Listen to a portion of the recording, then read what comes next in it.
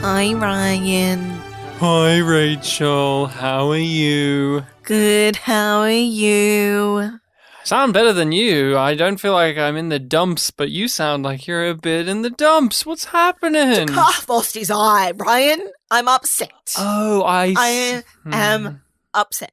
Kataja lives, and Jakar lost an eye, and I'm not happy about it. I see. Unlike one of Jakar's eyes. So, Rachel, that is very emotional. We'll get into the whole losing of an eye and Kataja. We love him. I love that guy. Nothing wrong. Did everything right. He needs to be dead. No, He needs to be dead. Rachel, calm down. He's a living god. How can you defeat that? He's about to ascend to godhood. He's not a god yet. But that's why you can go to Narn, because who can touch a living god? Yeah, exactly right. It's the madman logic. But Rachel, talking about madman logic, not the TV show Mad Men. That's a great show. Yeah. But could you please remind us where Yum Yum came from?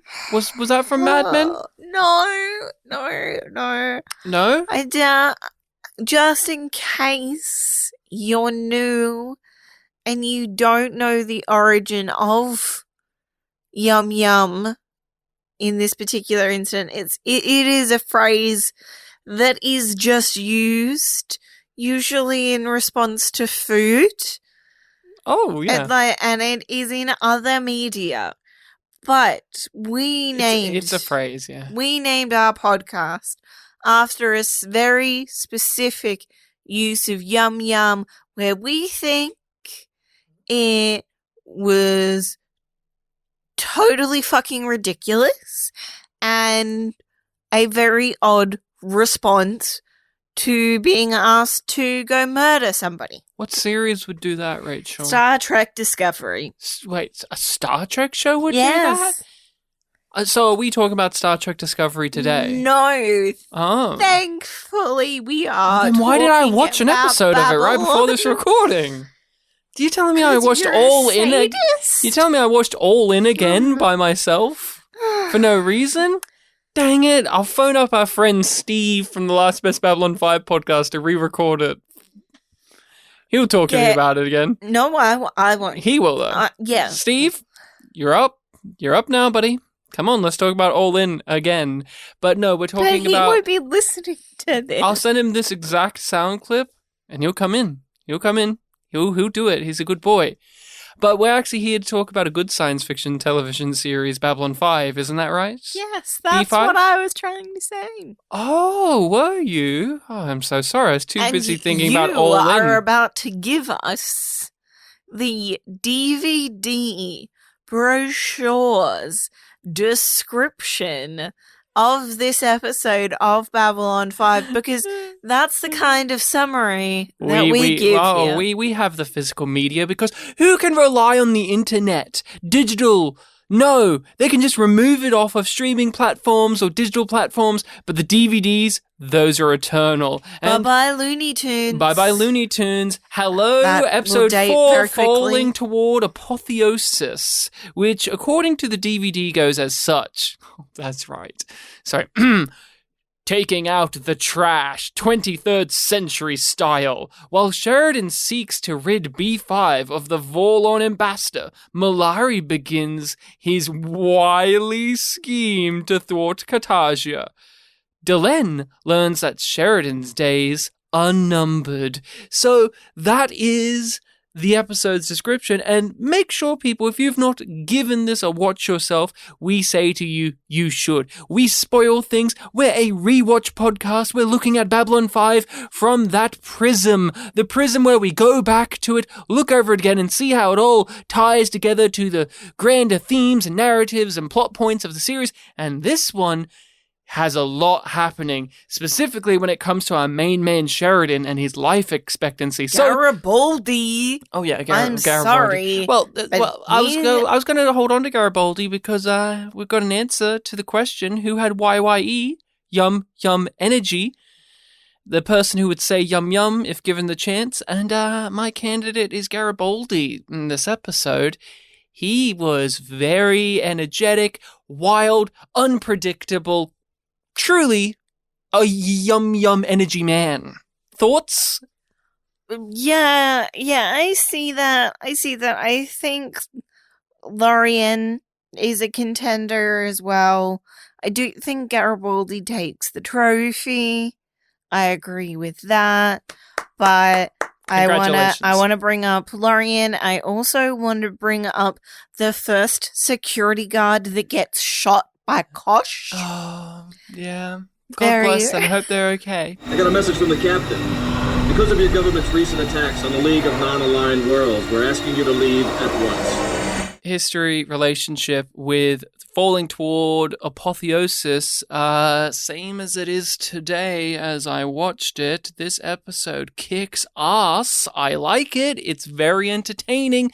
It's enthralling. It has that JMS style of narratives where you have the big moments, the game-changing moments, the things that are going to ripple out as we go forward, while still finding time for the small, quiet character beats. It is everything I like in a Babylon 5 episode. It has pretty much most of the roster of characters are in this episode. Pretty much everyone gets their time to shine. The only person taking a break this week, I think, is Veer. He wasn't here. No. He sat out, but don't worry. Zach was here. Zach's here. So much Zach action. We got some Lita. You know I love Lita. Rachel, falling toward apotheosis. Tell us about what you think of it. It's another example of season 4 being all killer, no filler. Doesn't waste any time. Nope. Every second is working for the episode. To the point where they layer it up. Oh, yeah. The particular thing that I noted was they do that in a few different ways, but the screen-on-screen action in this episode was very prevalent. There's a lot of screen-on-screen. So they use that to create transitions between scenes. So it's just like something's still happening while they're setting up the next thing. We were watching a scene and now it's zoomed out and it's on a TV screen of another character watching that thing. How little time they have and how much they're milking it is that they don't even want to spend seconds this is JMS on transitions. No, this is JMS looking while typing out his script, looking at his watch going, I could cut off another 2 seconds on this page. Delete. And it's great. It really glides. And you bring up a valiant and brilliant point of valiant. Noble, heroic point about the transitions. To even go to how it layers on from where we were off on the last episode. Last episode, we concluded with, well, guys, the Vorlons, they've gone crazy. They're blowing up planets now. What do we do? And then this episode, Ivanova opens up with her Ivanova reports where it's just, hello, these planets have been just destroyed. And it keeps escalating throughout the episode. These planets, and here's where all of these refugees can go. And oh no, that planet where we told them to go is now destroyed. We'll get some more up for you in a moment if we can. And the fear and the panic that she has as a character within her, as well as the people who are affected and watching the reports, increases over the course of the episode. But you just hit off from where we were last episode, but you skip forward to the inevitable rise of that action. The Vorlons are on the warpath. No, guys, we're not going to diddle about for a bit of the episode to eventually get them to here. We're going to kick off the next episode where they've already destroyed several planets. Yes. Everyone knows. Going into Everyone knows. Credits, seeing the planet killer. We're preempting your normal Babcom service to bring you another update in the continuing crisis. 2 more deep-range planetary colonies have been eliminated by Vorlon forces. The Ivanova newsreel reports and the Vorlon attacks are a framing device. They help move along the individual plots that we have going on. And I really appreciated its implementation, both of those things in the episode, because when I was writing down my notes, I was looking at how the stories that we do have, the Londo, the Garibaldi, the Sheridan, and the Vorlon stuff, on their own individual things are all good, but not great. No. But what makes them great is how we make them all woven connect in. together and weave together, whether They're it's Londo, stronger together. whether it's Londo phoning up Sheridan, or it is the Ivanova reports just helping connect it all. I just really liked the framing device of this Love- episode. Of the little Lita moments that we get in that as well, because every character is present for the moment that they're needed, and all of their reactions you understand because you know them. You know where Zach is at, being Garibaldi's second in command, and understanding why Garibaldi is so paranoid when everybody else is just done with his bullshit, and why Lita would be so willing to risk everything to kill this Vorlon. We have had Everything's there. over the last 3 episodes so many different plots happening. Each character with their own goals in mind. And sometimes they line up, sometimes they don't. But in this, we have still all of these characters with their own things in mind. But now with the Vorlons attacking, everybody that is in this episode is working under the same pressure of the Vorlons' madness and destruction eventually catching up with them. So Londo doing the Centauri Palace intrigue no longer feels just as this secondary story that's over here, while Delenn and Sheridan are doing this. Everybody here is worried about the Vorlons, and so they all have a timer that they have to work under. Threat is ever present. And the Vorlons don't really do anything within this episode. All you get is ominous shots of CGI ships floating through debris and the evil Kosh on the ship just looking at the camera while the smoke in his room whirls about. And that's it. That's all you need. But their actions off screen is so overbearing on Londo, on Sheridan, on Lita, on even Garibaldi to an extent. It's really well done. The war is on. It truly is on. And so throughout each one of the storylines we go through, pretty much the Vorlons and their atrocities bleeds through each one of them, because I want to talk about Londo, of course. I want to get into Londo first, because is this the most entertaining storyline in season 4? Just in general? Oh, yeah, the Centauri stuff is like the best stuff. Yeah? Yeah, like, it's all great. Like, pretty much all of the storylines in the season 4 are like S-tier stories. I agree. They're very, very good. We are both in the camp of, like, the show is Londo's show. If there's any character that you think about the arc of the most, it's G'Kar and Londo. They're a pair. You can't separate them. And yeah, there's just something about the Centauri stuff in season 4, because I guess throughout the other 3 seasons, it's been in the distance, and we've only had Londo. And we've had visitors come in and rivals and that. But here it's on the home world, and it's nothing but the Centauri Palace royal court drama, which has always been in the background of Londo's plots in previous episodes. So when we get in season 4, it's nothing but that, and it feels so rewarding and tasty.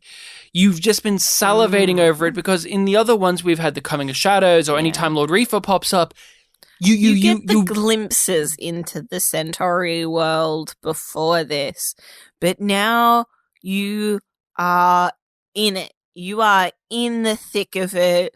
You are seeing it all play out. You are witnessing Londo reap what he sowed. And that's what is a huge factor of my entertainment of the Centauri plot is all of these shots of Londo's mortified face at the repercussions to the actions he has taken. And he's realizing that these are the repercussions. Before, he didn't factor these in. No. He didn't know. He's now standing there looking at Kataja. Every single time Kataja calls him into a place, he comes in panicked, worried, flustered, on edge. Which is why it's so great that Londo calls the Emperor into the throne room this episode. Because he has a ploy and he's confident in it. And there's a catharsis to seeing Londo get what he deserves. And even if it's to the extent of he's deeply uncomfortable because he's done so many atrocious things. So I delight in absolute joyous sense when he walks into a scene with Kataja and he takes a sigh and he grits his teeth and he worries that the next thing he says could get him killed. I'm smiling from ear to ear because you deserve it. He deserves it. He deserves this. Mm-hmm. This is the type of hell he's given himself and he deserves to live in it. But the experience is to see him claw his way out, because that's a Londo character. You see him build the prison that he makes for himself, and you have to watch him break out of it each time, and then build a new one. That's how I would describe some of his character journey, and eventually we'll see him not be able to get out. But we come into it with Kataja in the garden area outside, looking up at the stars, looking up at the sky, and we know he's insane. We know this, but do you ever just have that moment where you cut to a scene of Kataja and you see a different way that Wortham Krimmer is just making us know through the eyes or his smile that he's crazy? Yeah, the eyes were a big one for that in that scene. Like, the way that he opens his eyes too widely in an uncomfortable way, that his smile feels more like a grimace. He has the type of eyes that, are made for acting because they can do multiple things at the same time. We see this throughout the story when he's interacting with Londo and how he flips from being in love with Londo to despising him. And it's this intensity where when he's looking up at the sky, you see both of these things where his stare is so intense that nothing can avoid their gaze. Yeah. And yet it's looking through. Like he's also got that emptiness in those eyes. Vacant. But yet they're the type of eyes that when they look at you, you know that he's seeing you, and you don't want that. It's the way that this actor can flick between those two things of being someone who's super aware to someone who's super unaware is what makes Kataja such a dangerous character in every single scene he's in. Yeah, because that's a big part of his unpredictability. They thought that they could control him. Mm-hmm. And they can't because he is buck wild. Majesty, this is intolerable. To send our people out to defend their ships? Get so exercised at times like this, Malari. Really, I wish I had a picture of your face right now. This is serious. Of course it is. And I have no intention of sending our ships out there. Morden came back, by the way, in this opening scene with Kataja. I almost forgot about Morden, but then he came less in crispy. What do you think about Morden and his crispiness? And I fucking love it. He comes. Is there another response that you were expecting from me? I can't get past that. This is the arc for Morden, where there's just a crispy arc, where there's just a crispy burnt arc, where we see him slowly heal. He's renewing. It's just very, very amusing to me. And he's crazy now. Like, he's always been evil, he's but just he's insane. openly done with Londo. Londo especially, but just like the formalities of life. And the pretense of sanity, because there's that whole speech he gives about how if you guys send your ships up there and show them that you're willing to be chaotic and aggressive and basically be the shadow ideology, they'll back down because of your superior dominance and they'll respect you. And it's like, Morden would never openly say that in the past, but now there's no reason not he's to. No filter. He's no filter. He's completely unhinged. Ed Woss is having the time of his life. Time of his life. That's a huge reason too why the Centauri Prime plot is great. Yeah. Every single actor is having the time of their life. Like making This is the the greatest- most of it. They're making a meal out of it. And Kataja being unpredictable yet again, when Londo pleads with him, this is crazy, don't do this is wrong, he agrees. He says, I'm not going to send those ships up there. Of course I'm not. That's absolutely silly. I wouldn't do that. And No, because I'm just gonna let the Forlorns kill everybody.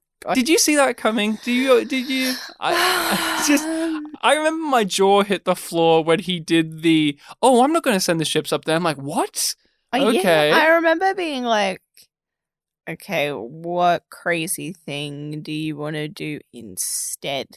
Do you think that you can project a bubble and protect the entire planet? I thought he because wanted you're to a kill the god? shadows himself. I was like, No. is he that crazy? No. I knew that he was like, I knew that he didn't think wouldn't go there. Well, a part of me did, because he sees himself as a god, and yet he has to bow down to these people who see themselves as god, and I just think he's crazy enough to want to have a go at that. And so I really was caught off guard when his plan is, well, Rachel, you've already said it, he's willing to Let just... the world burn.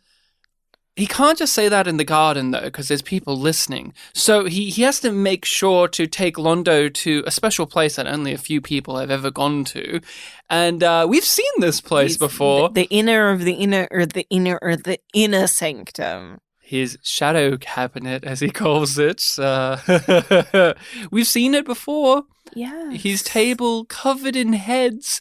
And I always flip-flop on this. I always flip-flop on, would this have been more impactful if we hadn't seen it in the first episode of Season 4 and seen it now? Because we get told about it in Season 4, Episode 1, and then we also see it. And I always wonder if it would have been more of an oomph if we saw it for the first time with Londo and seeing Kataja's craziness in this level where he's talking to them. It would be different. And you know what? I slap myself and go, no, this way is great, because I'm too busy laughing at Londo's terror. And if it was presented the other way, I think I would have to try and not be as amused and pleased with the scene. But since I already know about these table of heads and how he interacts with them, I get a great amount of enjoyment now seeing Londo have the realization that I did 3 episodes ago about it. Yeah, it's like, did you not believe Verini? They say that he has a table covered in heads. It's a rumor, though. Ooh. Kataja, we talked about... Did we get Verini in this? No, Verini. He had a little break today, too. We talked about this in our Spotlight section for Wortham Crimmer, or Robert Crimmer, that JMS became more aware of the humorous way he was playing the character, and so he wrote shtick for him. He wrote some bits, and we have that in the Shadow Cabinet scene. That line even is more of an overt comedy line than what Kataja had in other thing ones. About the cough. The cough. And what about, Rachel, the highlight of the scene? Come on. You laugh at it. I laugh at it. He's describing that he's going to let everyone burn. He's not going to help anyone. He's going to leave the ships here on the ground. But Londo looks concerned. So what does he do to alleviate his concern? Rachel? Come on. Kataja's a big kid, remember? in Londo's eyes, he's a shitty baby or pervert teenage boy. So what does he offer him? Too busy laughing? You want some Snicks? Some random Centauri ribbon candy? I adore it very much. Oh, the Snicks? Yeah. I adore Londo with the handkerchief. Because it stinks in there. Yeah. Did you know that the Centauri minister, the one that had the cough, that guy, that the head of that guy is, at least from what I know in trivia-wise, is Andreas Katsoulis. That's just him. He just, why not? He's a weird face. Yeah, he does. He could look like a decomposing head. Let's just get him. And so if you actually look at it, you can see how it's clearly Andreas Katsoulis, but as a decomposing head with a big wig on it. Yeah. Just a piece of fun.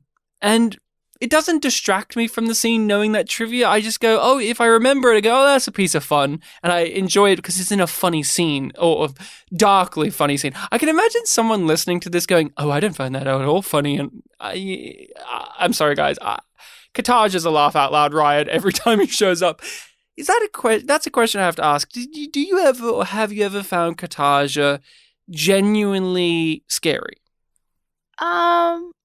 Not scary. He's a menace. But I like, and I'm scared for the Centauri people, but I don't find him as a figure scary. I agree. I'm just too Enamored. engaged with the character to find him scary.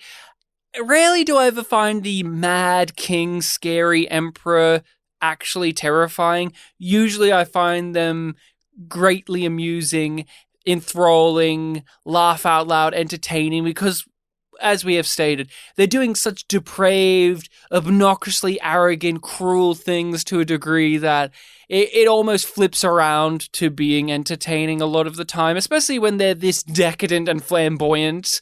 It's different to, say, him being Hitler, right? He's Caligula. He's not Hitler. And so there's a difference there, because his insanity is just this type where you can see where Londo's called him to the palace, to the throne room, and he's pissed off, and it makes me smile, that the fact that this guy who's done this to a million people all the time, including Londo, he doesn't like it when it's happening to him. He's like a petulant child about it. That's my thing. You don't invite me late into the night into the throne room. I invite you late into the night into the throne room. How could you? I'm in charge. I'm in charge. Londo has a reason, though. You want to talk to us all about what Londo has cooking? Londo wants to get this doofus off world to make it easier to kill him.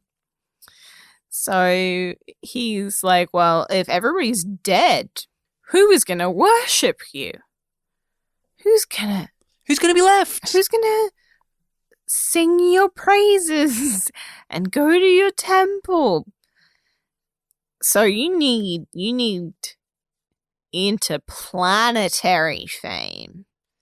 So if we go to Narn to kill Jakar, who I hate, by the way. By the way, I'm going to be the one wanna- to kill Citizen Jakar. By the way, me, Londo, totally want to kill Citizen Jakar, because that's my character, right? Wink. Peter Jurasik does... the facial acting from him is always top tier, but when you have Kataja and then he has to bite his lip through so much because the character's always so wordy, him having to speak things through other words just through that face is... Yep. He is doing so much in those moments. And Katasha agrees, because they'll make it back to Centauri Prime before it gets exploded. Katasha's happy about that. Hey, it lines up quite well, actually. We'll do this, do that. Londo even 3 tries days to there, a day for the trial. We could half a day. We know he's guilty, but Katasha, being the man of vanity and ego he is, no. We wouldn't want to deprive those Narns of my glory. We need time to expose them. Being infallible, you have to contend with how fallible everybody else is. Oh boy. As he says in the final scene that we move to, because he has agreed to go there because Londo, being the master manipulator he pulls at those cords and puppets him so well because he plays to those insecurities of Katasha, of being forgotten, not being known, which is going to happen if he lets the whole planet get destroyed. So let's move without doing this first. Without doing this first. Yeah. And we definitely need to make this whole planet a funeral pyre for you. For you. And we have the final sequence where Londo is just go, go, go. I've got to get everything lined up. I know that I have to kill this guy, figure out how to do that on the flight over. Make sure that when I come back, if I'm not caught, to arrange it so that we get rid of all of the shadow presence that's still here. And that's going to be something I'm going to have to literally fight to do, because Morden has very much showed his hand that you can't fuck with us. So he's Mr. Business. So in that final sequence, he's too busy to kind he's of preoccupied. contend the fact that when Katasha says, I don't like the way that Jakar's looking at me, that guy's looking at me, what do you think I should do? Londo kind of is oblivious to the fact that he's having a conversation with a violent, murderous madman. Yeah. Who, when he says, your judgment will be best for this, doesn't think, oh yeah, of course Katasha will like mutilate or do something horrid, not just put a bag over his head or move to another room, like a normal person. No. And you cried about it at the beginning. You bemoaned this. We know for a fact that in future visions, consistently, Jakar has had the eye patch. He's had the eye patch. Yep. Did you ever really think about how that would come into pass? First watch through, no. No, I was just like, it'll happen sometime. I did not think it would happen now. But it makes sense because it's a very visible cost. We saw the cost of his pride in the other episode, and now he's physically mutilated as punishment. It's just giving you that sinking feeling in your gut of, we haven't avoided that future we saw. Oh, the prophecies that we've been told are still coming into pass. We had that with Katasha saying, let it burn, let it all burn in fire. And it makes you think about Kosh in the Coming of Shadows, where he tells the Centauri Emperor how it will all end in fire. You see it, don't you? If I become a god, how will our world survive without me? I cannot just abandon it. That would be cruel, and anyone who followed me would obviously be inferior. Best to put them out of their misery. I will take it all with me in spirit. Don't send the ships. Let it burn, Mollari. Let it all end in fire. Londo isn't as paranoid as he should be in that scene. You know who got his paranoia? What? Who? Garibaldi. Garibaldi's got enough paranoia to fuel a small city. And he's already got yum energy. This guy's got so much stuff happening in that big bold dome of his. That's shaved still. That's Jerry Doyle for you. He got a haircut at the start of every season just to fuck with them. They told him, don't cut your hair. And every season, he would cut his hair and shave it. And eventually, he's just bald. That's what Jerry Doyle would do. Have I told you this before? I think we've said this on the podcast at one time. But if you watch season 1 and then season 2, he got a haircut in between during his coma, I guess. And then same with season 3 to season 4. It's like, oh, I guess when he got abducted by shadows, they also gave him a buzz. Yep. And he keeps doing it. And you know what? Good job. what what a troll. You teach high school students. Yes. Isn't that a high school student arrogant type of pricky move where you're well, like, that's now Jerry Jaden, Doyle. don't do that. And then they do that. Oh, he's a high school student, Jerry Doyle. That's Jerry Doyle's energy. He had another energy to the Garibaldi factor. He's got paranoia, yum, and high school energy. That's too much. He might overload. But what is going on with Garibaldi? He is super suspicious. We start with him watching secure cam footage, which he should not have access to, and he's using a very weird remote control. Yeah, that's the Babylon 5 antenna remote. It's a thing. remote. It's the remote. That's what a TV remote looks like in the future.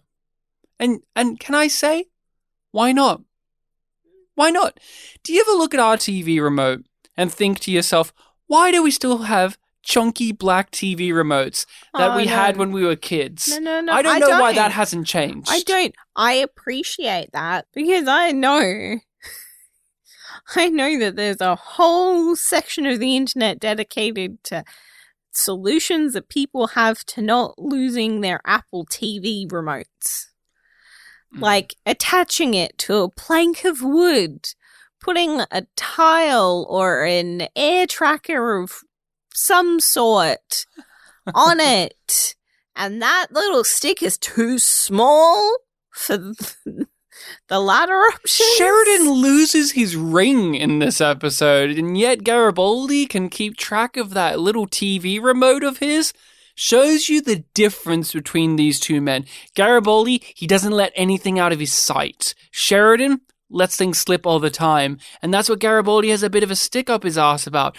We all have to believe that this weirdo freak alien that he met on the evil alien planet is a good dude, and because the captain vouches for him. And I smile and cheer and pump my fist in that opening scene with him and Zach because he's right. God damn it. He's right. He's being a jerk about it, but he's right. But he's always a jerk. It's Garibaldi. That's the thing is, this whole storyline where Garibaldi is an asshole, you flip-flop on it because you go, yeah, he's being an asshole, but he's always kind of an asshole, yes. But he's more of an asshole now. Why? Psychor stuff, probably? It's a mystery, and we'll solve it as we go along. How do you feel about Garibaldi in this episode overall? How it's all executed and delivered? Yeah, he's disgusting, but that's Garibaldi. And that's also frustrated Garibaldi because he isn't back at work, so he's angry at that, and then he's angry during his examination because he wants to just get back to work, and then he's pissed at Sheridan because he feels like he's being left out of things, which he is. And when he finds out why, he's not happy then, because then he has to be used as cannon fodder for Sheridan, who he's already pissed off at. It feeds in on itself. And since he doesn't have the ability to have inhibitions and just to look at things in a more calm manner, of course he's pissy. And that is one of the things I actually like on a rewatch factor when it comes to knowing that this is Garibaldi's tweaked up personality of these are things we've seen in him before, but he's had the ability, as we do, to internally manage oneself and go, and have empathy and have a sympathy and have an ability to step outside of yourself and go, actually, no. But he doesn't have that anymore. No. So he comes off as a jerk, even when he's saying things that are accurate. Because we've had scenes, like in Confessions and Lamentations, say, where Franklin and Garibaldi have two different approaches to solve a situation that will rise in tension and drama.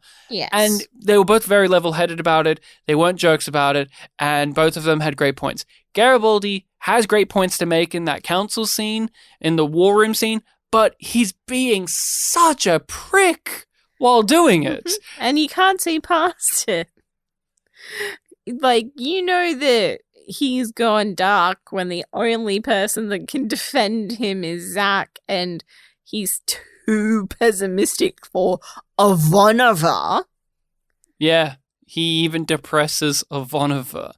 She thought she was depressing, but wow, now Mr. Garibaldi's taken the cake. There are so many quotable lines in this episode. He used to be the guy that would ask people to watch Looney Tunes with him. We see Daffy in the background. We see Daffy in the background. This Garibaldi, he's too angry to do that. He has to be watching security cam footage Not of that even freaky just alien. staring at stills. Well, he paused it for when Zack came in, and he just keeps looking at this freaky alien. And you know what? I'm with you, Garibaldi. Lorien's a weird guy. He's got long fingers, there's creepy eyes, and you don't know anything he's about because you're being told not to ask. Species that you've never seen or heard of before. You're told just trust him. The guy worries me. Everywhere the captain goes, he's there, right at his heels, watching. How do we know he's not pulling something? Come on. The captain vouched for him. Said he saved his life. I thought he died on Zahadum. Yeah, well, after that part. Look, I don't pretend to understand it. I'm just glad he came back in one piece. I really like Jerry Doyle's performance with in the medbay scene, the whole examination, where you can see the glimmers of that fun-loving Michael Garibaldi from the previous seasons, and yet there's an arrogance there and aggression there, and he feels bitter and left out, and yet when he's about to walk away, Franklin says that it's great to have him back, that, you know, he's missed him, and he pauses for a moment there. And the way Jerry Doyle does this, it's not too pronounced and it's super quick, but it's almost like Garibaldi is processing that, where it's like the original Garibaldi would have taken that in stride and been like, yeah, that's great to hear. And they'll like smile and walk off. That would have given him that oomph. But this Garibaldi, it's almost as if it's another thing to be suspicious of. No. Why are you saying this now? Well, I don't even look at it as, that's a great actually way to look at it. I personally look at it, it's almost as if the Garibaldi we know is underneath trying to get it, and then the one that's on top is stopping it. So you see this broken pause glitch in the mainframe of Garibaldi, and then he keeps going on. And we'll see more of that with Garibaldi as he gets literal like mind messages to him. And that is a scene where he gets another one of those glimpses back into the past. And that is definitely something that's linked. Those moments where he seems like his old self is almost always when he starts to get more flashes, because that barrier is getting thinner for a moment. And to give Doyle credit even more so, when we have the height of his petulance and pettiness of going off to potentially die, to go off and arrest or escort the evil Kosh off the station, he does that whole song and dance of, oh yeah, I guess I'll do that, shall I? I guess I'll go fall on my sword for you, Sheridan. And I want to just say that Jerry did a really great job there of playing two sides, where the one side more prevalently of this is Garibaldi being a dickhead, being a bad person, and the other side of that sing-songy comic delivery that we are so accustomed to from Garibaldi, where that type of delivery has when played has been very successful in the endearing side. That's something that, like, the way that Jerry delivers a line with that rhythm is what he did in Grey 17 is Missing, say, when you had the more light levity moments or all of that. When he has his feet up at the end talking to Sheridan. Right? Where he's cocky. Because why does it have to be chubby heir? Why can't it be thin heir? Like, why can't it be chubby heir? Why does it have to be thin or thick or thin or blah? He has that cadence to him in the scene where it's the one we know, and yet it's also... Yeah, it's familiar but off-putting. I just really thought he does a good job, especially when you know what why Garibaldi is the way he is. Yeah. It means that you have to look at Doyle's performance and say... You examine it differently. And there's going to be more episodes to talk about this, but I guess this is a great entryway into it because this is the first big middle, like Garibaldi giving the middle finger to the audience saying, you're not going to like me anymore. Yeah. I think it's impressive, but very, very dangerous of a gamble on the writer's part, of JMS's part, to have a character halt in their progression. Like, that's the thing. He's going to halt now. He's going to regress. Yeah. He's going to stop being this person you loved, this person you liked, this person you wanted to follow, and he's going to completely bounce off of that. He's an antagonist on the inside of the circle now, which is not something that we've had. Everybody on Babylon 5 was working together, but now that's out the window. The Vorlon is against them, and in lots of ways, Garibaldi is too. How do you feel about this decision to have basically Garibaldi, the heart of the group, be the knife now in that heart for the group in the entirety of season 4? Just basically, how do you feel about Garibaldi being a character that you're not supposed to like anymore for a whole season? I fucking hate it. I fucking hate it. Not because it's bad, but because he makes me so angry. And I'm so upset that somebody that I care about is broken. And nobody knows it. Nobody knows why, and neither does he. And it's heartbreaking and infuriating at the same time. So I fucking hate it in the best way possible. What do you mean I say I still don't remember? I don't remember. Are you saying I'm lying about it? No, Chief. I'm not saying that, and nobody's questioning your word. Then how come nobody's grilling a captain, huh? He breezes in here, says he's back from the dead, feeling much better, thank you very much, and everybody buys it. Boy, howdy, that's great. Yes, sir, good to have you back. Meanwhile, I get the 3rd degree, and are you okay, Chief? Every time I sneeze. Does this make any sense to you? It's time to take out the trash. Babylon 5 style, or whatever it said at the beginning of that DVD description. And the trash is Kosh. No?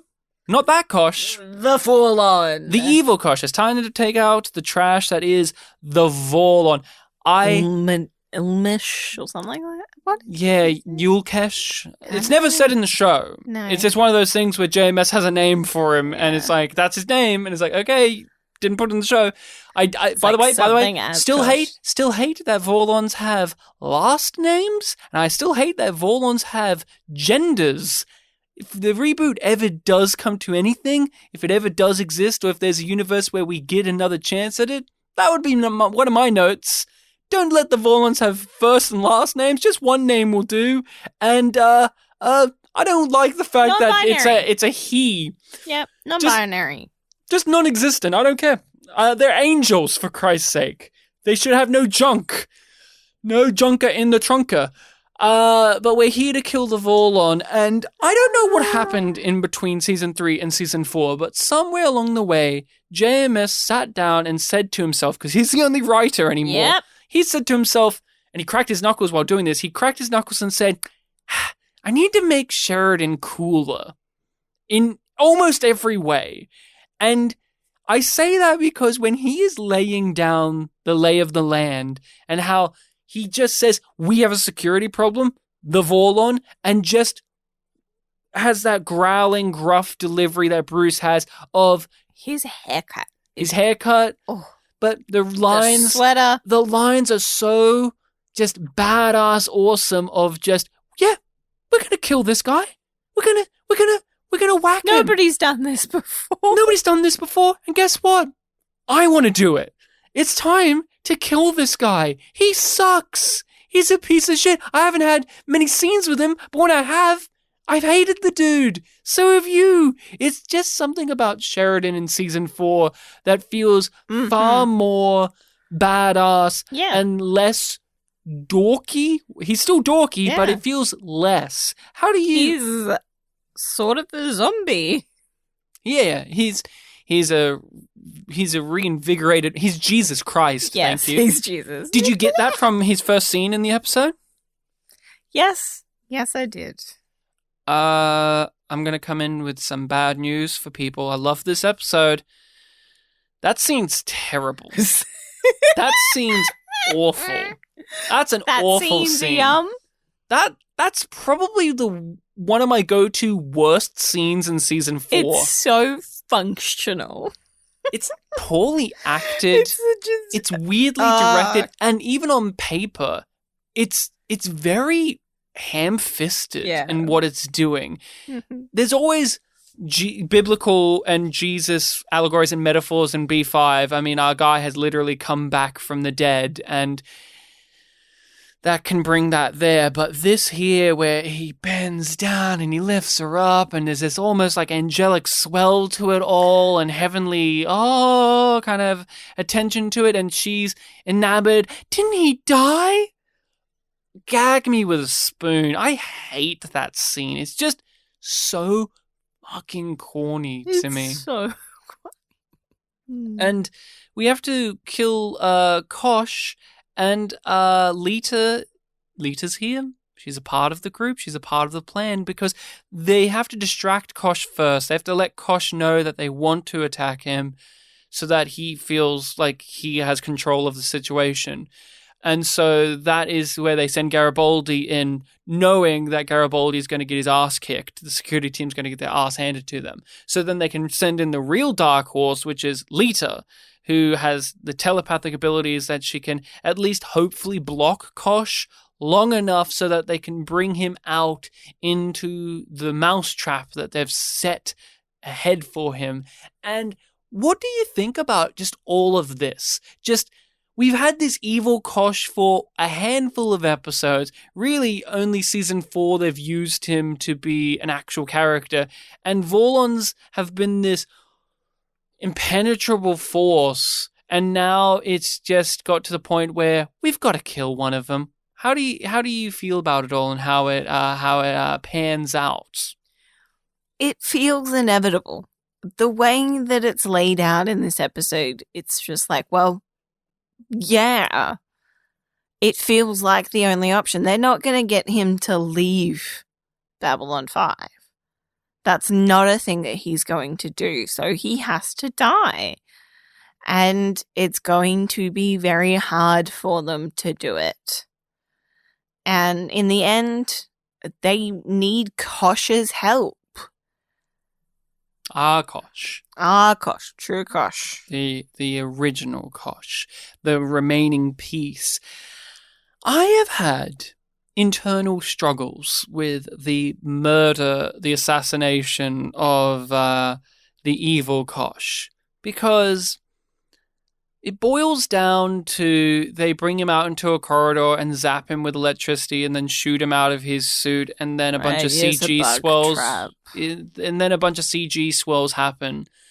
And I do have some problems with its execution, but there's also parts of the direction and execution that are just so superb to me that it evens out. It levels out to it being effective. So, like I said, I'm not a huge fan of the CGI swirling monsters growling and throwing a bunch of CGI lights at people. I'm not a big fan of... I didn't like it in The Long Dark, and I don't like it here, of just, we'll fill a bunch of guys shooting PPGs at this one thing until it dies. I just don't... It's functional. It has to happen like that. But I'm a bigger fan of these glorious shots of Kosh, this evil Kosh that the camera has, of him realizing that he's fucked, realizing that he has been led into a trap. That dolly zoom in and his head turning around and the music kind of fading out and pumping in and just them push it now. And Patricia Tallman, she got to do some stunt acting. Mm-hmm. We all know that she's a stunt person at heart, and so she got to jump over some boxes, some crates. Yep, do a little fall. All of that evens it out for me to being a great payoff to this, because I don't know, sometimes Babylon 5's action in terms of literal actors running around is very lackluster to me.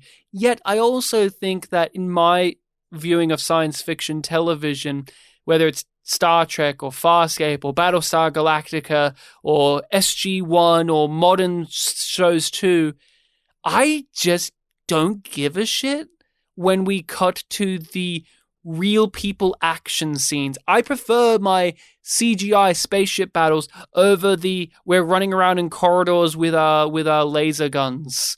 God forbid that's in a cave set. Oh, if it's in a cave set, fuck me. I hate my cave sets and sci-fis. How do you fare with that in general? The science fiction action scenes. It depends on what surrounds it. If it's something that feels like a big moment, I'm much more forgiving of it. If it feels like it means nothing, then I'm like, just move on, whatever it is. Like, I think it matters more to me what I go into the scene with rather than what type of scene it is. As long as the action isn't a substitution for actual material, it will be something I accept into my heart more. Hence, this also gets a tick in my box because the sci-fi action shooty Patricia Tallman jumps over a crate stuff is in aid of an important plot. We have to kill this evil Vorlon. This is not a substitution like in Star Trek Discovery or Strange New Worlds where it's almost mandatory we have to have 1 or 2 action set pieces in an episode, and it just drags down the pacing like I've put my feet in cement and you've thrown me into the river. And now we have this scene, and now we need the action scene, is what it often feels like. But this does not have that quality. It is a slow and methodical action scene for a lot of it. It has atmosphere. And then they go hog wild with BPGs. And the good Kosh comes out of Sheridan, and it's a bunch of CG released. crap, and none of that is really important to me. OG Kosh is golden. He is golden. None of that matters to me. What matters the most is Sheridan, again, sacrifices himself for Delenn. He dies, he's gone, and Lorien has to put his big fingered hand on him and give him the glow. Give him the glow up, Rachel? Yep. Is that a phrase the kids still use? Give him the glow up? That's a phrase, right? Yeah, it is, but I don't know how common it is. Kids, I know you're listening to us. You know our podcast now. Rachel did inform the high school students that she teaches. She did give them enough information to hear the podcast, and apparently some of the kids heard me say stuff about sex toys earlier in an episode, and another one where I said suicide's okay. I think the one that they were most upset by was the episode where you immediately got me yelling. And they were Which one, Rachel? They were like, why are you yelling at your husband? I ask that all the time. Email in, people, yumyumpod@gmail.com. Email us with your questions and concerns about why Rachel yells at me, her poor husband. I've done nothing wrong. I'm a saint. Context is for kings. Yum yum. All the other ones I use to make Rachel fly off the handle. But Sheridan dies. Lorian brings him back. You're lucky you're blocking the door. I'm lucky that I'm blocking the door. Rachel can't escape. She's stuck with me. Once I put the ring on that hand, she's stuck with me forever. But let's get into real talk, Rachel. Sheridan, he dies. He's brought back, but we get the important... Fatally wounded. But we get all of the important reasonings for why Sheridan is alive again in the first place from Zahadum and in this moment from Lorian. We transition eventually into the sequence in Sheridan's quarters where Lorian reveals that he can give life. He can't make life, but he can give life. He can blow on those embers. He can help extend some stuff. But the universe is the only thing that can create life, that can bring things into existence. And so... Do you think he had like 40 years originally and dying again halved it? I read it as Sheridan already had this amount of time, and this is just him. This is just the max refill that Lorian can give. I don't think it's a max. I always get it from Wayne Alexander's performance, because he's this otherworldly, alien, ancient being, that to him, this is enough. Yeah. This will do. Mm-hmm. And that's how Sheridan goes about it, too, because, the reveal is Sheridan only has 20 or so years to live, barring injury or death of other ways. Injury or illness. He'll live for 20 years, and one day he'll simply stop. Thoughts on that, Rach? I think it's a great sci-fi concept. I love it. Just the idea that he can give him this energy that, Franklin's never seen before, but they can see it. It's not mystical. It's not magic. It's just energy that's working on repairing his cells. And then one day it'll stop. And he'll be done. Because the energy will be depleted.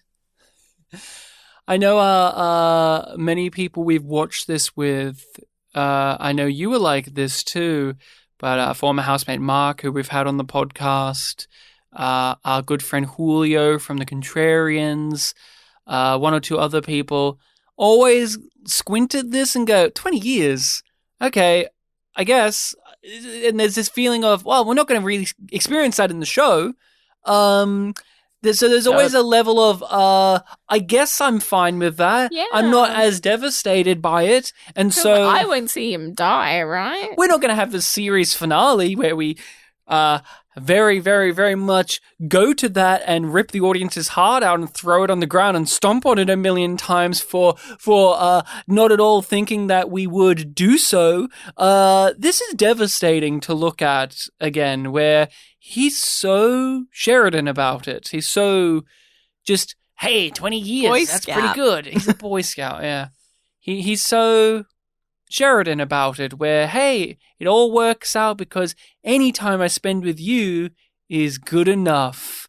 And where do you land on that type of attitude? If you were in this situation, what perspective do you think you would have? Do you think you would be like Sheridan, where, hey, 20 years, in my early 60s, I would be Delenn. You would be Delenn? I would be Delenn. Wow. It's not enough time. Yes, I want to spend all of it with you, but I always want more time. I can understand that. I think I think I'm like Sheridan, I guess, in that way of look, of course I'd want to live longer, but if that was the case, I don't think I would fret about it as much as that. I think just say when we look at it in terms of our relationship, say. Yeah. We've been together for 10 years and I feel like we've had... You would accept it. You would acknowledge it and accept it. But it's I would like more time. But I'm thinking of it from Delenn's perspective. If you were in Sheridan's place, not if I was in Sheridan's place. If you were in Sheridan's place, would you freak out about it? He doesn't freak out about it. He seems very chill about it. Yeah, I would. But I freak out about most things. But wasn't my face enough? Coming back to it. But also, we've got so much to do in those 20 years. I'm okay with this. But I'm not okay with this. I told you I was afraid that I would get you back, only to lose you. And that's what this is. 20 years. It's a long time. It's 20 more years than I would have had. And at least I can spend most of them with you. That isn't the only thing that happens in this scene, Rachel.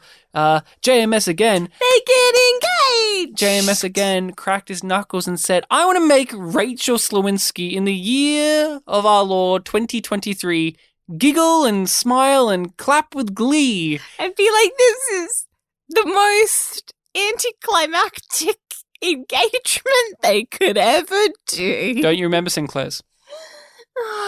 For these two characters. Is it? It feels like it, because it's what you want, but it's not what you want at the same time, because it is very them. It is very much an echo of their relationship, which is, I think, what the best engagements are.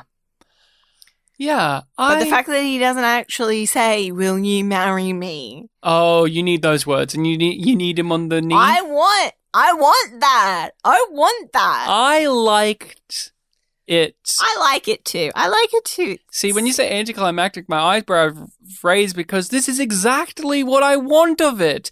And in a way, too, At least they actually kiss at the it's end not of this scene. anticlimactic to me because I also didn't think that they were going to get engaged in the series. I honestly thought they were going to do the thing that they always do in these sci-fi shows, where they wait to the very end for this couple to fully commit to one another. Oh, John Crichton and Aaron Sun can finally kiss now. Oh no, they've been frozen. To be continued. Like, they don't know. Episode 4, Season 4, they're engaged. Maybe one day they'll get married, but they're too busy fighting a war. But they're together. They're committed. There's none of this crap. There's none of this, oh, will they, won't they? Oh no, now they hate each other. Now they love each other. Oh no, there's some sci-fi concept. They do not milk the betrayal of trust thing that they set up. So since I am conditioned by not just science fiction television, by television standards, especially of the 90s, I didn't expect them to get engaged. So I can't say it's anticlimactic because I didn't even think that this would be a climax that they would actually work towards. I was waiting for it. I really didn't, because they've only just kissed. I didn't think they would get engaged. Let's work it out. How many episodes did they kiss ago? It was like 6 or 7 episodes ago. Now they're engaged. He basically said, I love you, without saying I love you before they even kissed. Like, the depth of their feelings. Remember when I said he was cool now? He's such a dweeb. This guy kissed her like 4 seconds ago, and then he's like, God, golly gee, Delenn, I love you. I can't live without you. I love you so much. Your face brought me back from the dead. Yeah, and I haven't even got my dick wet. I'm just talking about your face. That's your how smile. much I love you. Oh, he's like, I briefly mentioned it, but I love so many lines in this, and one of them is his, where it's something like, if I love you that much, why wouldn't I forgive you? That was a great moment and a great closure on their conflict that they had in the episode Zahadum, where she had betrayed his trust and she's still holding on to that guilt. He's moved beyond that, and now they can move beyond it together. There's no need to make a whole episode out of it.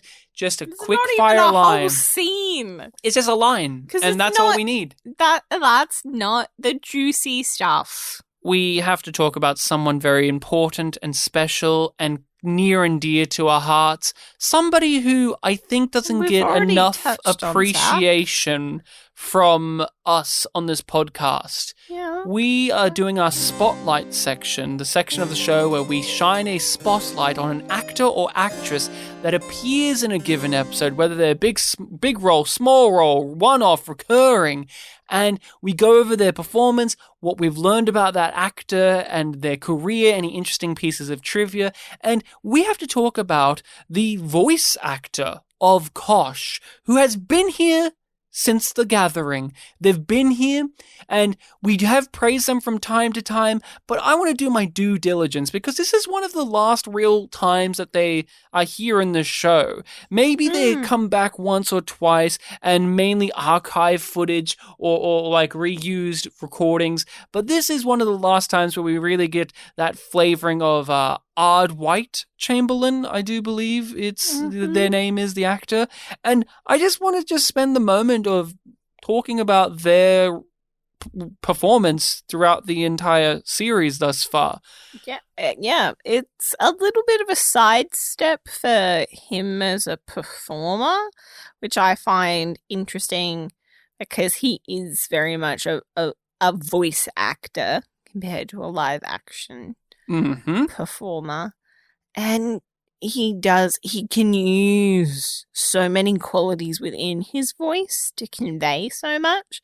Just the fact that you can distinctly see, distinctly hear as well, the difference between OG Kosh and fake Kosh. You can, and there's several things at play here when it comes to the talent of the voice. There's an obvious vocal modulation at play with Kosh, and yet you can still feel the acting come through that. That was one of the things I really loved about Farscape with Pilot. That actor's voice was modulated, and yet you still really got the feeling of acting coming through, which can be difficult. And a thing that I think is also praiseworthy is Kosh has to come across as this emotionless, mysterious, enigmatic kind of figure. And yet, just like with Leonard Nimoy as Spock or Mark Leonard as Sarek, you still can read, you can still read intent and emotions and opinions. Something's underneath it all. Even when they're playing it as if they're at a distance. Yes. Because if you don't have that in just the voice, you would just ask yourself, why doesn't he have an AI voice at this point? Because Kosh is never an emotionless robot. No. And that comes down to the voice that Ardwhite Chamberlain does, because he adds enough of an attitude, enough of an arrogance and mischievousness and kind of that I'm wiser than you inflection into each one of these lines that it always draws at least myself in. Now, what do you think, and what have you thought about the voice of one of the big characters in the show? Because we always talk about these live action people, but this guy, he's been here since the beginning. Yeah, it's something that I never question. I just go, that's Kosh. And it's that thing of his voice brings that character to life. Kosh feels like a character just as much as any of the others. But we don't look at his performance in the same way that we do with the other members of the cast.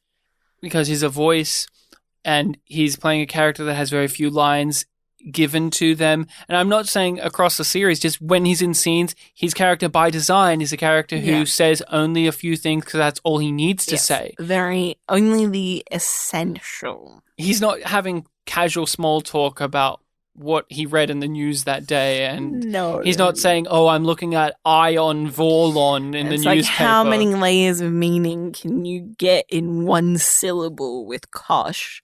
That's the thing to dig into with him. And I can't imagine the struggle it can be as just a voice actor. Voice acting's very difficult and it has a lot of moving parts to it. But this actor, who we will talk about their career, he has to do something that's super important, which is he has to come across like he's a god.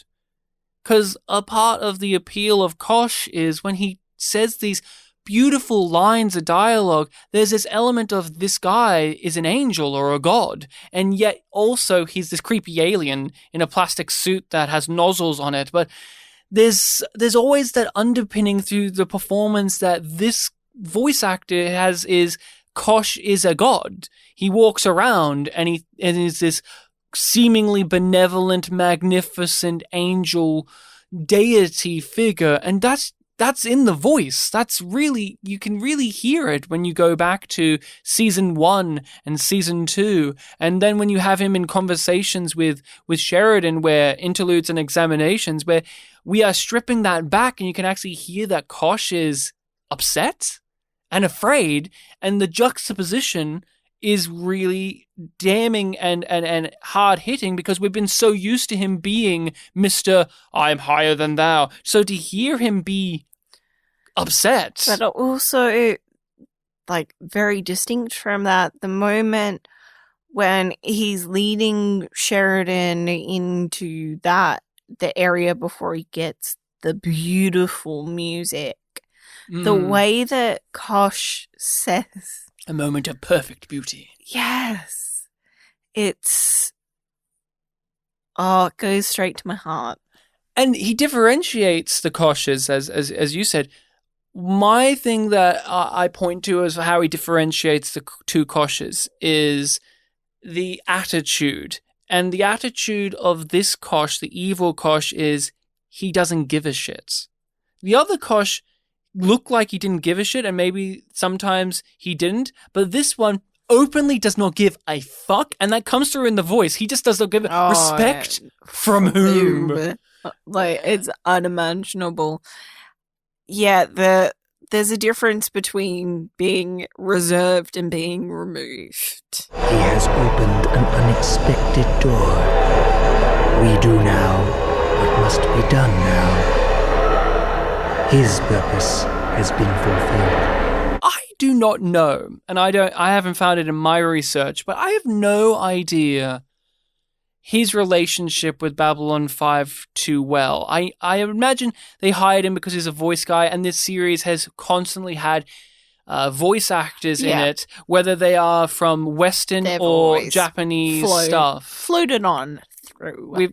It's been weird. Wandered on through. We've had big voice actors from the Batman animated series come in, and we've had a lot of anime voiceover dub people. So I just imagine he was just one of those guys where it's like, he does a voice, he'll come in and he'll do this voice. But I actually don't know too much about Ardwight Chamberlain's relationship to B5 and the B5 community. I'm pretty sure he's attended conventions in the past, but he himself is an elusive figure to me. I don't really think I know what he looks like. I've seen a couple of pictures here and there. But there's not many, and it feels like it's like, oh well, that's just a generic white man. I don't even know if that's really him. And whenever I see interviews or commentary tracks and they talk about Kosh, they always talk about the character. And they don't, rarely do they talk about the guy in the suit, and rarely do I hear talked about the guy doing the voice. And yet Kosh does, Ardwight Chamberlain does, so many significant lines come from him. I don't know too much about how he got into Babylon 5, what he feels about his experience on there, what others felt about him in it. I would love to know from people who are a bit more familiar, because did you find anything in that regard? No, I didn't investigate too thoroughly. I was trying to find some things to do with his career a little bit more. See how he fell into the Japanese dubbing scene / rewriting scripts for English dubs. I want to just say this. You look at his IMDb, you look at his Anime News Network stuff, and it stands out so much that you have all of these animes. It just goes on from 1978 to basically 2005, at least on IMDb, of just his voice acting. I really liked I want to note the fact that, his IMDb descriptors, actor is last. Of course. He's got more credits as writer as the primary one, but he's got also more credits as a script and continuity department member than actor. Looking at his IMDb alone for acting, there's one or two other things than Babylon 5 that aren't anime. Babylon 5's the big one that he did that isn't anime. Everything else is practically anime. And it just makes me curious of when he looks at his career, he can sit back and go, I've done a lot for Japanese animation in the West in terms of voice acting and script editing and all of that. And also I did Babylon 5. It's just, this is the one big thing from the West that he is in. And it just baffles me that a guy, because usually when you see the anime dubbing people, a lot of the time, especially big ones, especially ones with a catalog like this, usually stick to that. And yet we also see people like Kim Strauss, the Green Drazi. He's here too, and he's a big voice over guy. It always makes me crack a smile to think about how there are these anime voiceover people who have like just randomly in their resume, in their CV, Babylon 5 as well as Lupin the Third. And so there's that. So tell us a bit about Ardwight Chamberlain's background and his career. So he's a big anime person. Yes. He started, his first acting credit is Lupin the Third, The Mystery of Mamo, in 1978. Okay. And then he seems to have stuck around for a little while. Came back in the early 80s. 81, he did quite a few things. He was very popular that year. He was busy that year doing a lot of random anime projects. And Rachel and I, we're not as familiar with TV anime stuff. It's a bit of a blind spot, especially of this time period. It's like, I've heard of that, and I've heard of that, and he's in that too. That makes sense. Like, he's in a lot of ones that I know that are popular and appreciated.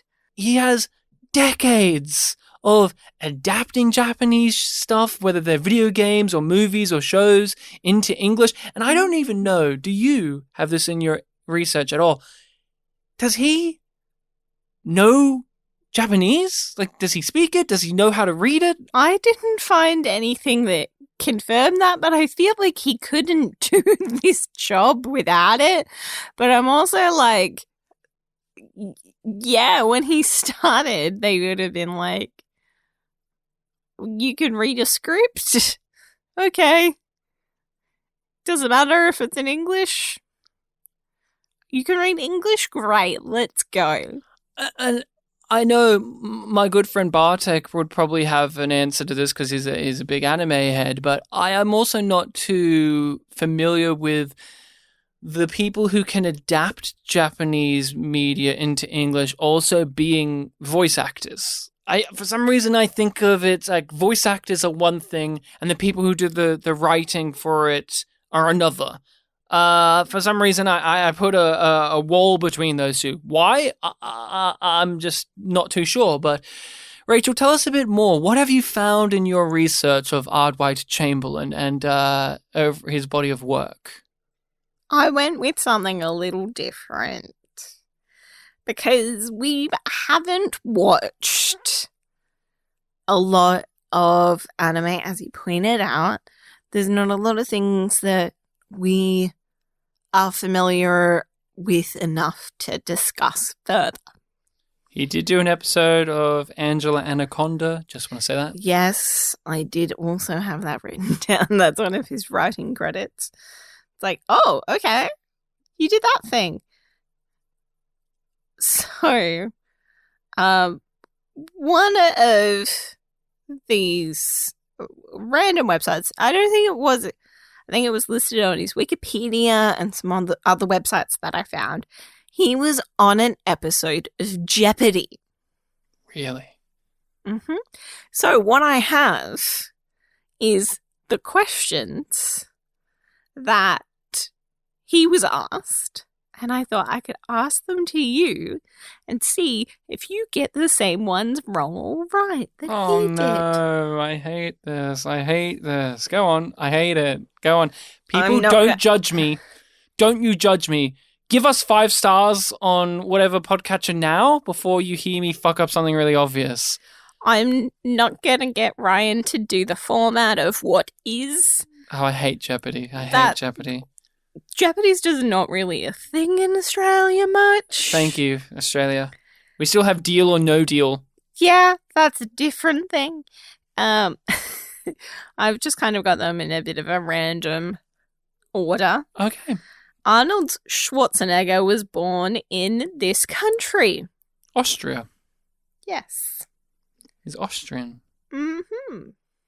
Knick knack paddywhack, give a dog a bone. He came a rolling home. Finish the lyrics. Oh, I hate that. I'm bad with lyrics. Knick knack paddywhack, give a dog a bone. This old man came tumbling home. Right? Yep. Okay. This old man. You and I can sing that to each other from time to time. Yeah. That's a fun thing about our relationship. Sometimes Rachel and I will randomly start singing wacky bullshit nursery rhymes and stuff like that at each other. What's another one? Did he get that wrong? He got that wrong. He got that wrong. Yep. Ardwhite? You can play a god, but you can't get that right, huh? He said, "What is this old dog?" Oh, Ardwhite. No, buddy. Next. What is the scene on the reverse of the Jefferson $2 bill? I mean, as a non-American, I think it's pretty easy to answer that. It's the Queen's face if you roll it up and it looks like a whale sucking cock. For you non-Australians out there, that's a reference to the fact that on the Australian $5 note, the Queen's face is on it, and if you fold up the $5 note in a certain way, it looks like a whale sucking a big penis. And it doesn't look happy while it's doing it. No. The whale, that is. The whale looks sad. It looks very sad. Yeah. No. Think about one of the major things that Jefferson Slavery? did. Is it slavery? Picking cotton? No, that people are like, oh, yeah, he was so great. He did that thing. I don't know. Be a president? Be French. He loved the French, didn't he? Was he the one that went over to France? Yeah. I don't know. It was the signing. Oh, the Constitution. Declaration of Independence. Oh, Declaration of Independence. Guys, I'm not American. Don't you come at me. I have to learn too much about your culture and you don't have to learn much about mine. Let me tell you about our version of Jefferson. His name is Big Kev. You see, Big Kev was this big guy. And he used to say, I'm excited. And this is now the 3rd time on this podcast about Babylon 5 I have referenced Big Kev. You do the homework now, people. Type in Big Kev and fall down the Big Kev rabbit hole. I'm excited. I give Falling Toward Apotheosis a yum yum. Yum yum. On our scale of yum being bad and yum yum being good, what do you give it? Yum yum. Yum yum. I'm ready to talk about what's happening next time on Babylon 5. On the next Babylon 5. Episode 5, The Long Night. The DVD describes it as such. 6 billion lives hang in the balance as Sheridan launches a counteroffensive to the Vorlon Shadow conflict. Meanwhile, Ambassador Mollari... Oh, not Wiley. Ambassador Mollari unleashes his strategic gambit against Emperor Katagia. Oh, baby, I can already taste how that episode's going to be. Does it taste yummy? Oh, it tastes so yum that people should follow us on social media to catch up with us and let us know their thoughts and opinions on the episodes and what we've discussed here at Yum Yum Pod or Yum Yum Podcast. You can find all of this in the description of our episode as well as our email address, yumyumpod@gmail.com, where you can drop us a line, give us your thoughts, queries, questions, concerns, as well as in the description, you'll find a link to our Patreon. That's right, Yum Yum Podcast is on Patreon, where we do exclusive bonus content. We have a group Discord that you can be a part of. We have talked about Space Above and Beyond, as well as we are going through the Alien movie franchise. We've done the X-Men movie franchise, and we are giving our thoughts on a multitude of other properties, whether it is Farscape, whether it is Sherlock, whether it is Doctor Who, whether it is the best and worst episodes of Star Trek shows. Oh, occasionally it's not sci-fi? Like what? Sherlock. Sherlock isn't science fiction? No. But Rachel, I watched season 3 of Sherlock, and it was pretty sci-fi to me. I'm out. She's out. I badmouthed Sherlock, and you can't do that to somebody who, when you first met them, had a little bracelet on their hand that had a Sherlock thing engraved. Yeah. When I first met Rachel, she had a little bracelet on her hand, and on the inside, it had engraved on it a little Sherlock quote. Do you want to tell them what one it was? No. I can't remember. What was it? Was it Sherlock's real? Sherlock's alive? I can't remember. It was one of the Moffat-y things that all those teen girls were into in 2012. I cannot remember, but you know. I do. Do you still have that?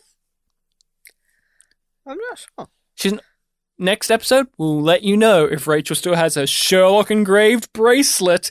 She was going to get another bracelet engraved with the Moriarty quote at one point, and it never happened, did it? No. You shamed me out of it. Our love got in the way of another bracelet, and that there is why we are actually the Yum Yum Podcast. You're full of shit.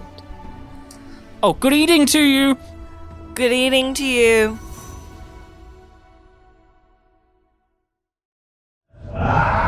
Mr. Carroll.